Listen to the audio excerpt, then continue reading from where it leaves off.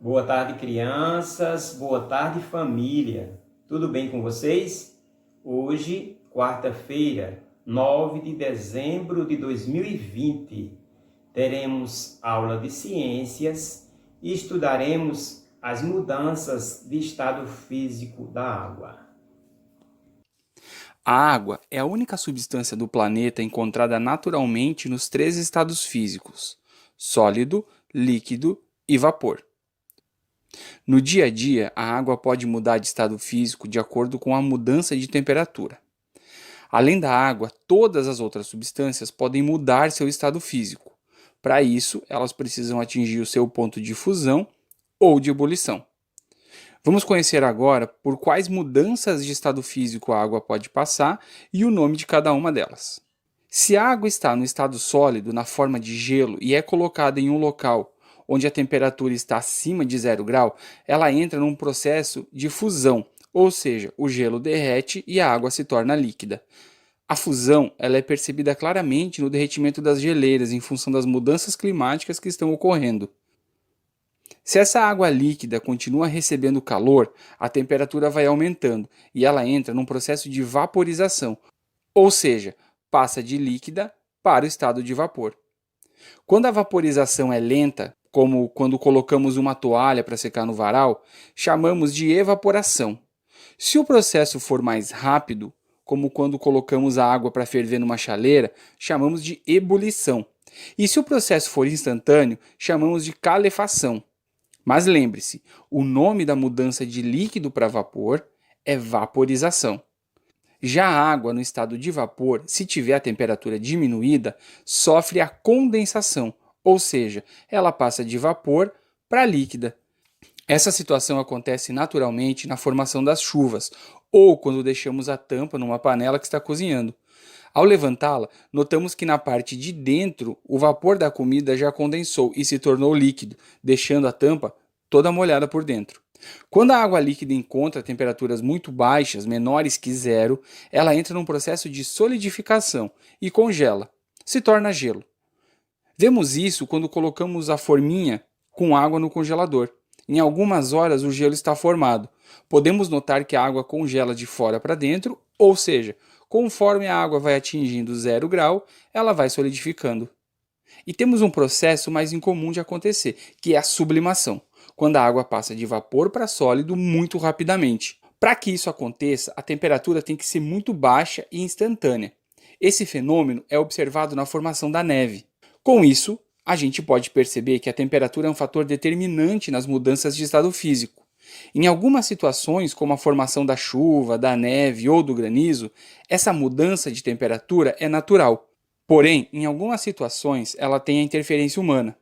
Por exemplo, ao colocarmos a roupa para secar num varal, quando cozinhamos macarrão ou quando colocamos um cubo de gelo no copo de suco e em poucos minutos ele derrete.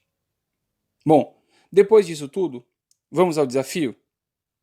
Responde para mim, das substâncias abaixo, qual tem o ponto de fusão mais alto? A água, o ouro ou o tungstênio? Acertou quem respondeu o tungstênio, que se torna líquido quando atinge 3.414 graus Celsius. Esse material é utilizado em filamentos de algumas lâmpadas e em ligas metálicas, porque ele consegue suportar altas temperaturas. Vamos agora à nossa atividade. Página 113, questão 1.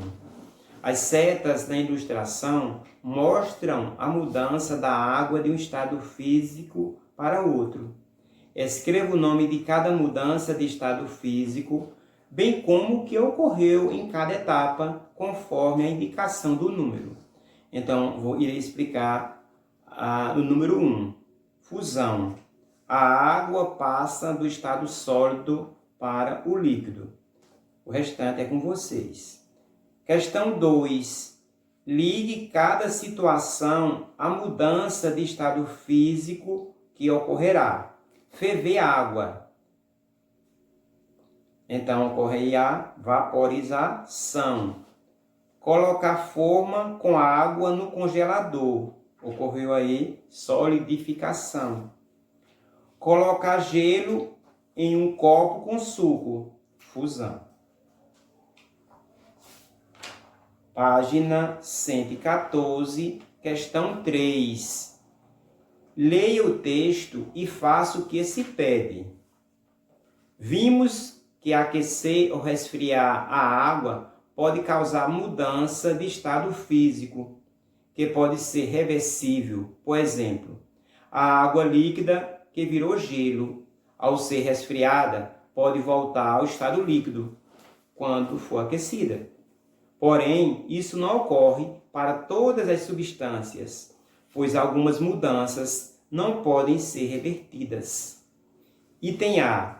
Observe as imagens abaixo e circule aquelas que não são reversíveis. Então, você irá observar aí as imagens, irão marcar, circular aquelas que não são reversíveis. Observamos nessa primeira imagem um ovo sendo aquecido na panela. A outra nós temos aí a madeira sendo queimada. E aqui na outra imagem nós temos a água derretendo.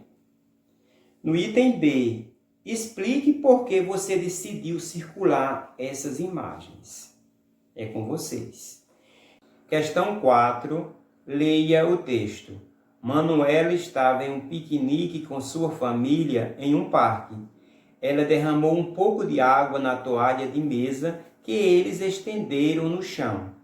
Depois de comer e brincar, quando Manuela foi recolher a toalha, ela notou que já não estava mais molhada, mesmo sem ninguém ter feito nada. Ela ficou então se perguntando para onde teria ido aquela água. Então, explique a Manuela o que deve ter acontecido. Por hoje é só. Sucesso e até a próxima aula.